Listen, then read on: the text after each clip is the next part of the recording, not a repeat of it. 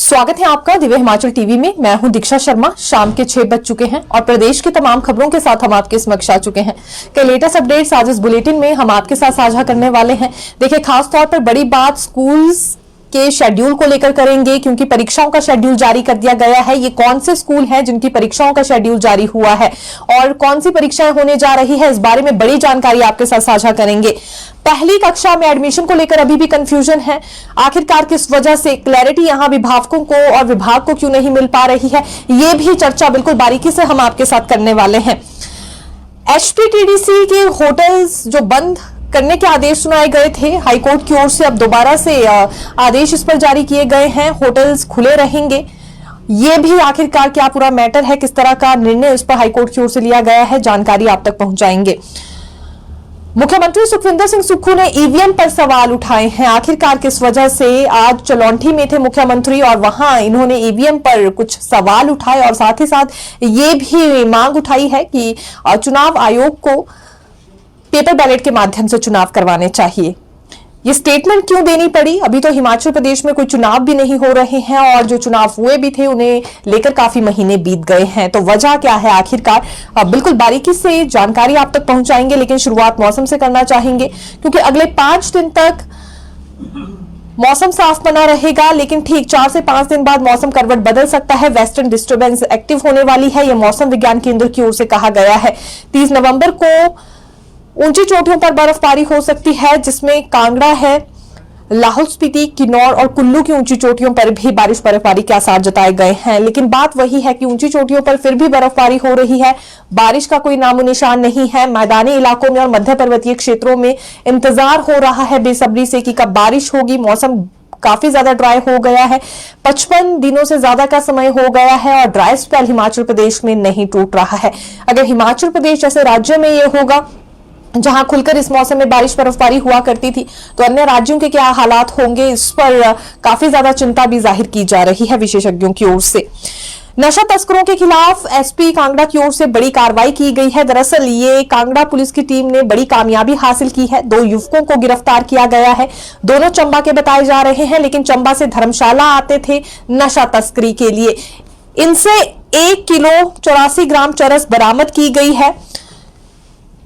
चंबा से ये चरस धर्मशाला पहुंच रही थी। बड़ी बात यह है, अभी इनसे पूछताछ की जा रही है और इसी बीच इनके बैकवर्ड लिंक्स भी खंगाले जाएंगे। ये एसपी कांगड़ा की ओर से जानकारी दी गई है कि जल्दी ही इनके मुख्य सरगना को भी पकड़ लिया जाएगा। तो एक तरह से नशा तस्करों में हड़कंप मचा है कांगड़ा में और ये देखा जा सकता है चंबा से धर्मशाला आते थे खास तौर पर नशा तस्करी करने के लिए। सख्त से सख्त कार्रवाई अभी की जाएगी और यही निर्देश जारी भी किए गए हैं अब सरकार की ओर से भी, प्रशासन की ओर से भी, कि कोई भी ऐसे युवक नशा तस्करी के दौरान पकड़े जाते हैं तो सख्त से सख्त कार्रवाई उन पर की जाए। लेकिन फिलहाल अभी इनसे पूछताछ हो रही है, क्योंकि बाकी का गिरोह पकड़ना भी इनका काफी ज्यादा जरूरी है। 2 साल के जश्न पर सवाल उठाए हैं भाजपाइयों ने।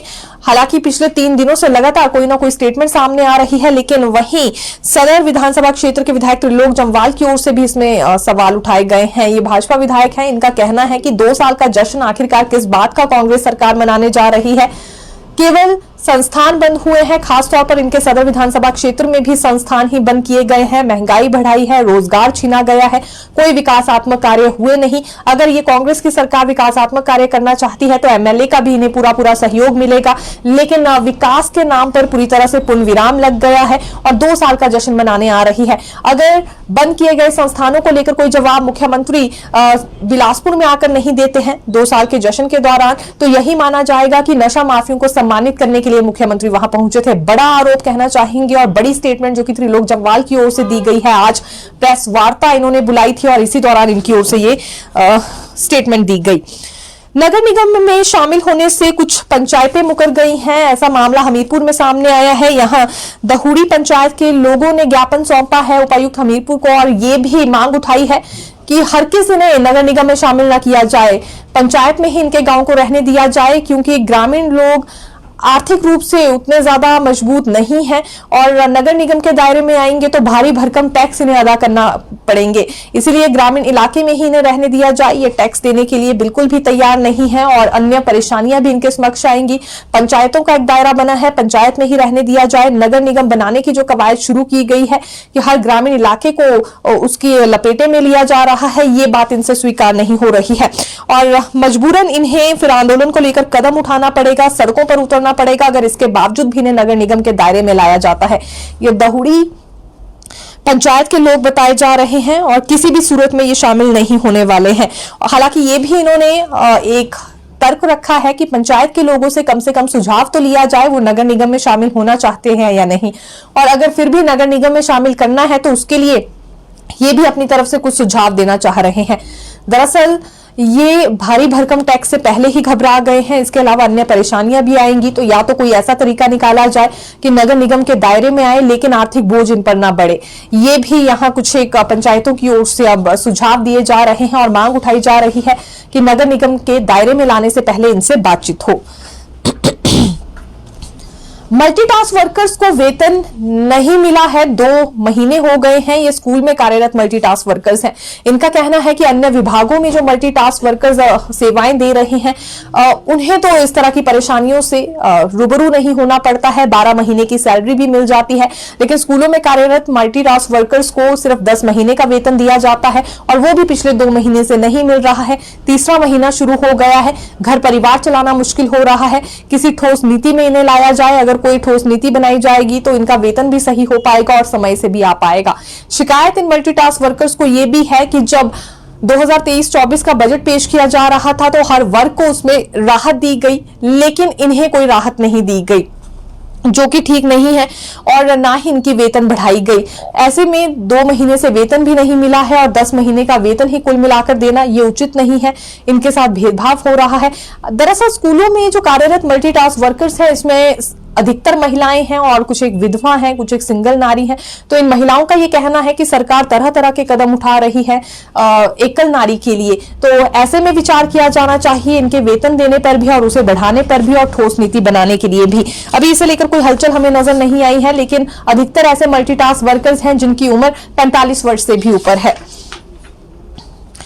कांग्रेस संगठन पर मंथन का सिलसिला आज से शुरू हो चुका है। कांग्रेस कार्यालय में हाईकमान की ओर से भेजे गए पर्यवेक्षक भी पहुंचने वाले हैं और पर्यवेक्षकों से पहले सचिव और सहप्रभारी आए हैं। दरअसल हाईकमान ने जिन्हें सहप्रभारी बनाया है उनकी ओर से आज साफ तौर पर यह जानकारी दी गई। ये चेतन चौहान है और सभी सीनियर नेताओं के साथ आज राजीव भवन में बैठक ले चुके हैं। चेतन चौहान का कहना है कि ज्यादातर युवाओं को इस बार चुना जाएगा पदाधिकारी की कमान देने के लिए, लेकिन ये नहीं है कि सिर्फ युवाओं को मौका दिया जाएगा। युवाओं के पास तजुर्बा होना भी जरूरी है राजनीति का, तभी उन्हें पदाधिकारी की कमान सौंपी जाएगी। एक सवाल जब उनसे ये किया गया कि आज से पहले तो हिमाचल प्रदेश में हाईकमान की ओर से ऐसे ऑब्जर्वर्स नहीं भेजे गए, ना सचिव भेजे गए हैं और ना ही सहप्रभारी इस तरह से बनाए गए हैं, तो इस पर जवाब ये दिया गया चेतन चौहान की ओर से कि पहली मर्तबा ही हिमाचल में ऐसा हुआ है, लेकिन अन्य राज्यों में पहले भी हाईकमान की ओर से नेता भेजे जाते हैं संगठन बनाने के लिए। इस बार हिमाचल प्रदेश में भी भेजे गए हैं ताकि मजबूत संगठन बनाया जा सके। पूर्व सांसद और कांग्रेस प्रदेश अध्यक्ष प्रतिभा सिंह का कहना है कि जल्दी ही वो अन्य कांग्रेस नेताओं से भी मुलाकात करने वाली है, क्योंकि आज यहां कौल सिंह ठाकुर और कुलदीप कुमार ही पहुंचे थे जिनसे मुलाकात की हाईकमान की ओर से भेजे गए नेताओं ने भी और साथ ही साथ प्रतिभा सिंह ने भी, लेकिन जल्दी ही अन्य बड़े नेताओं से भी ये मुलाकात करेंगी और फिर तय किया जाएगा कि किसे चुनना है और कैसे चुनना है पदाधिकारी की कमान देने के लिए। बड़ी बात देखिए क्या है कि 12 पर्यवेक्षक जिला और ब्लॉक स्तर के लिए तैनात किए गए हैं, 4 पर्यवेक्षक हाईकमान की ओर से लोकसभा स्तर के लिए तैनात किए गए हैं और 2 एआईसी सचिव भी भेजे गए हैं हिमाचल, ताकि संगठन का नए सिरे से गठन हो सके। और ये दावा किया गया है चेतन चौहान की ओर से, जो कि सहप्रभारी लगाए गए हैं अभी खास तौर पर संगठन के लिए। इनका कहना है कि न्यू ईयर से पहले पहले नया संगठन कांग्रेस का तैयार होने वाला है और बहुत ही मजबूती के साथ तैयार होगा। इस बार कुछ नए मापदंड तय किए गए हैं हर पदाधिकारी को चुनने के लिए, लेकिन 2 गुटों में फिलहाल कांग्रेस यहां बढ़ती हुई नजर आ रही है। एक सुक्खू गुट है तो दूसरा होली लॉज गुट है। अब देखिए जो होली लॉज गुट और सुक्खू गुट है, पहले भी टकराव कई दफा इन दोनों गुटों में देखने के लिए मिला है और ये एक बड़ी वजह रही है कि हाईकमान की ओर से 12 ऑब्जर्वर लगाए गए हैं जिला और ब्लॉक कमेटी का गठन करने के लिए। इसके अलावा लोकसभा स्तर के लिए भी 4 ऑब्जर्वर्स यहां पर नियुक्त किए गए हैं। बड़ा कारण यही है कि दोनों गुटों में टकराव ना हो, यहां पर स्थिति शांतिपूर्वक बनी रहे और जो भी बागडोर रहेगी संगठन के गठन को लेकर वो ऑब्जर्वर्स के हाथ में ही मुख्य तौर पर रहने वाली है। यानी कि हाईकमान की ओर से जिन्हें नियुक्त किया गया है वही अंतिम फैसला एक तरह से अपना सुनाएंगे। महज हिमाचल के कांग्रेस नेताओं से फीडबैक लेंगे या सुझाव लेंगे। इसके अलावा चेहरों पर चर्चा करेंगे कि किस चेहरे को आगे लाया जाना चाहिए और फिर एक रिपोर्ट तैयार की जाएगी जो हाईकमान के पास जाएगी। और यह भी माना जा रहा है कि इस बार दिल्ली से ही कांग्रेस संगठन का ऐलान हो सकता है।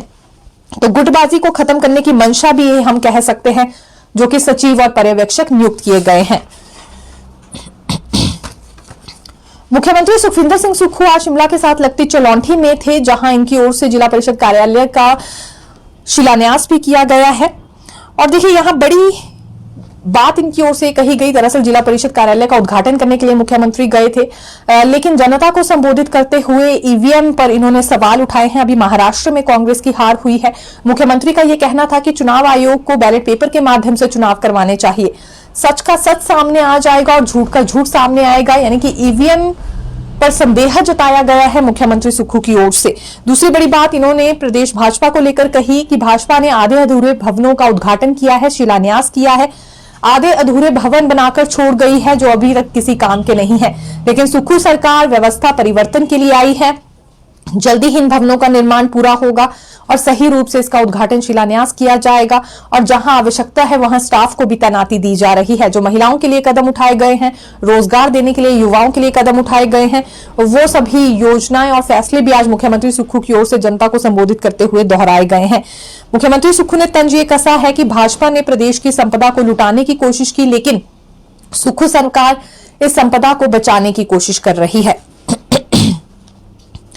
देखिए भर्ती एजेंसी पर प्रस्ताव दिया गया है राज्य चयन आयोग की ओर से। आप सभी जानते हैं कि राज्य चयन आयोग में अध्यक्ष की नियुक्ति हो गई है और इन्होंने अपनी शपथ भी ले ली है। सवाल इसके बाद युवाओं की ओर से ये उठाया जा रहा था कि आखिरकार नई भर्तियों का सिलसिला कब तक शुरू होने वाला है, क्योंकि जिस वक्त कर्मचारी चयन आयोग भंग किया गया था तो बहुत सी भर्तियां बीच में लटक गई थी। कुछ ऐसी भी थी जिनके लिए महज विज्ञापन जारी ही किए गए थे, अगला प्रोसेस भी पूरा नहीं हो पाया।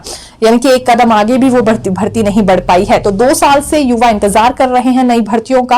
और अब सुझाव ये दिया गया है दीपक सानन कमेटी की ओर से कि सीबीटी प्रणाली से ये परीक्षाएं ली जाएंगी, इससे पारदर्शिता आ पाएगी और आने वाले समय में पेपर लीक जैसे मामले भी नहीं होंगे। यानी कि संभावना इस तरह की खत्म होंगी।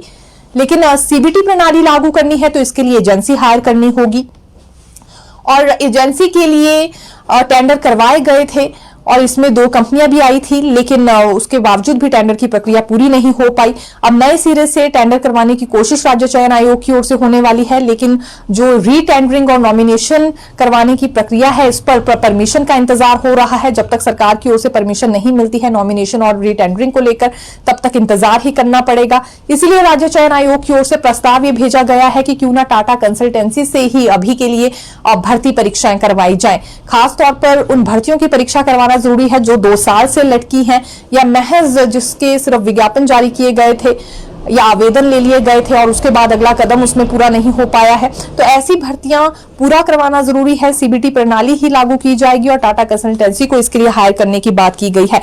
प्रस्ताव अभी तैयार हुआ है, लेकिन इंतजार है, अभी परमिशन नहीं मिली है सरकार की इस पर भी। और उसके अलावा नॉमिनेशन और रीटेंडरिंग जो होनी है भर्ती एजेंसीज के लिए, इस पर भी इंतजार ही बना हुआ है।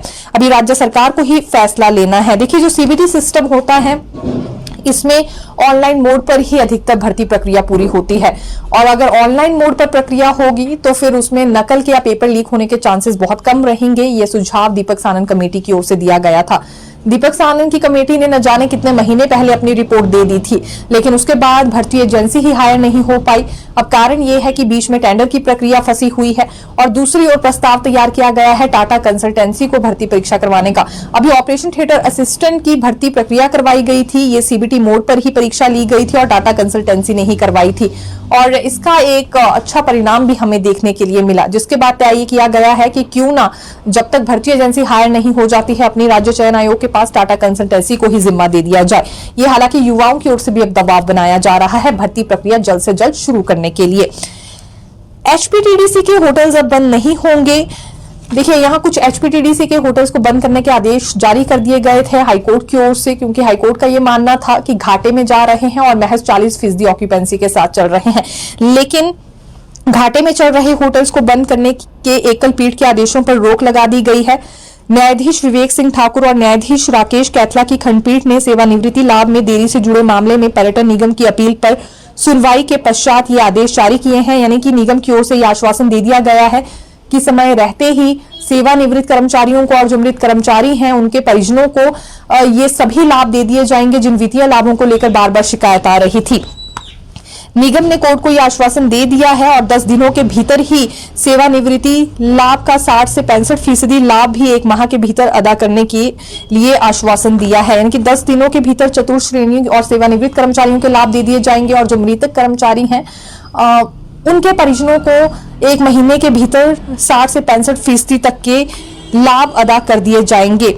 अब इस पूरे मामले में सुनवाई 3 जनवरी को निर्धारित करने के आदेश जारी किए गए हैं और विस्तृत रूप से इस पर जानकारी अगले कल टूरिज्म के अध्यक्ष रघुवीर सिंह बाली भी रखने वाले हैं। हालांकि आज ही प्रेस वार्ता इनकी ओर से बुलाई गई थी, लेकिन कोर्ट के फैसले का इंतजार करना इन्होंने बेहतर समझा और शाम के वक्त ही, क्योंकि ये सुनवाई हो रही थी, उसके बाद ही ये रोक लगा दी गई है होटल्स को बंद रखने पर। तो अब अपनी बात भी अगले कल रघुवीर सिंह बाली की ओर से रखी जाएगी।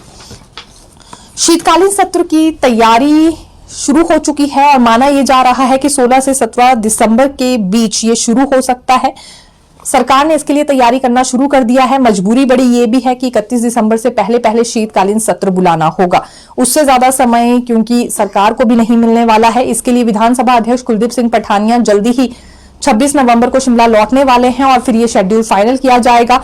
लेकिन मोस्ट प्रोबेबली ये 16 से 17 दिसंबर से शुरू होने जा रहा है। यही तारीख फिलहाल फाइनल मानी जा रही है। शीतकालीन सत्र धर्मशाला के तपोवन में होने जा रहा है। स्कूल एडमिशन पर देखिए बड़ी कंफ्यूजन हो रही है। अभिभावकों को पहली कक्षा में 6 वर्ष की उम्र में ही दाखिला मिलेगा, ये सरकार की ओर से फैसला लिया गया था, लेकिन हाईकोर्ट ने सरकार को लताड़ लगाई थी और ये कहा कि किसी भी बच्चे का अधिकार उम्र की वजह से सरकार नहीं छीन सकती है पढ़ाई का। 5 वर्ष का या 5.5 साल का भी बच्चा होगा, उसे भी पहली कक्षा में दाखिला मिल सकता है।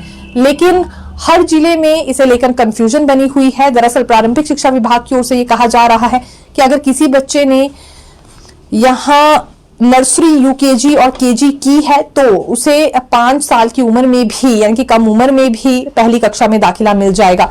लेकिन बच्चे ने नर्सरी नहीं की है, केजी नहीं की है और सीधे तौर पर वो पहली कक्षा में दाखिला चाहता है और 6 वर्ष की उम्र भी नहीं है, तो इस बच्चे को फिर दाखिला नहीं मिल पाएगा। यानी कि देखिए 2 बातें हैं। एक तो ये कि अगर बच्चे ने नर्सरी, केजी, यूकेजी की है तो ऐसे बच्चे को कम उम्र में भी पहली कक्षा में दाखिला मिल जाएगा। लेकिन सीधा दाखिला अगर पहली कक्षा में ही लेना है, बच्चे ने नर्सरी, केजी कुछ नहीं की है, तो यहां उसे पहली कक्षा में दाखिला नहीं मिलेगा अगर उसकी उम्र 6 साल की नहीं है। मान लीजिए 5 या 5.5 साल का बच्चा है, आप सीधे तौर पर पहली कक्षा में दाखिला करवाना चाह रहे हैं, तो उसके लिए प्रारंभिक शिक्षा विभाग की ओर से मनाही की गई है। इस पर अभिभावकों ने सवाल उठाए हैं और प्रारंभिक शिक्षा विभाग की ओर से मामला सचिवालय भेज दिया गया है क्लैरिटी के लिए। अब सरकार इस पूरे मामले में क्या कहती है ये देखना होगा। अब मान लीजिए अगर सीधे तौर पर 5 वर्ष की उम्र में बच्चे को दाखिला नहीं मिलता है पहली कक्षा में, तो ये उसके मायने निकलेंगे कि बच्चे का नर्सरी, केजी, यूकेजी करना फिर जरूरी है, या फिर 6 साल तक होने का बच्चे का इंतजार कीजिए, उसके बाद ही सीधे तौर पर पहली कक्षा में दाखिला बच्चा ले पाएगा। कांगड़ा एयरपोर्ट पर भी फैसला आया है। कांगड़ा के गग्गल एयरपोर्ट के विस्तार को लेकर पर्यटन विभाग आगे नहीं बढ़ पाएगा। दरअसल हाईकोर्ट ने राज्य सरकार से 2 सप्ताह के भीतर ताजा स्टेटस रिपोर्ट रखने के लिए इस पूरे मामले में कहा है और यह भी कहा है कि भूमि अधिग्रहण से पहले जो वैधानिक मंजूरियां चाहिए होती हैं एयरपोर्ट के लिए, उस बारे में भी वो जानकारी दे। ये वैधानिक मंजूरी मिली है एयरपोर्ट के विस्तारीकरण के लिए या फिर नहीं। हिमाचल प्रदेश समग्र शिक्षा बोर्ड की ओर से SA2 की परीक्षाओं का शेड्यूल जारी कर दिया गया है। ये विंटर क्लोजिंग स्कूल्स में SA2 की परीक्षाएं होने जा रही हैं। 10 से 21 दिसंबर तक होंगी और इस सभी जिलों के डेप्यूटी डायरेक्टर्स को भी इस बारे में सूचित कर दिया गया है। पहली, दूसरी, चौथी, छठी और 7वीं कक्षा की ये परीक्षाएं होने वाली है। SPD की ओर से देखिए ये निर्देश भी जारी हो चुके हैं और सभी स्कूल्स को ऑर्डर्स भी दे दिए गए हैं। ये विंटर क्लोजिंग स्कूल्स में क्योंकि इंतजार बना हुआ था शेड्यूल को लेकर कि SA2 की परीक्षाएं कब तक होती हैं, तो ये तकरीबन 10 से 21 दिसंबर तक चलने वाली हैं। फिर मिलेंगे नई खबर के साथ। देखते रहिए दिव्य हिमाचल टीवी। धन्यवाद।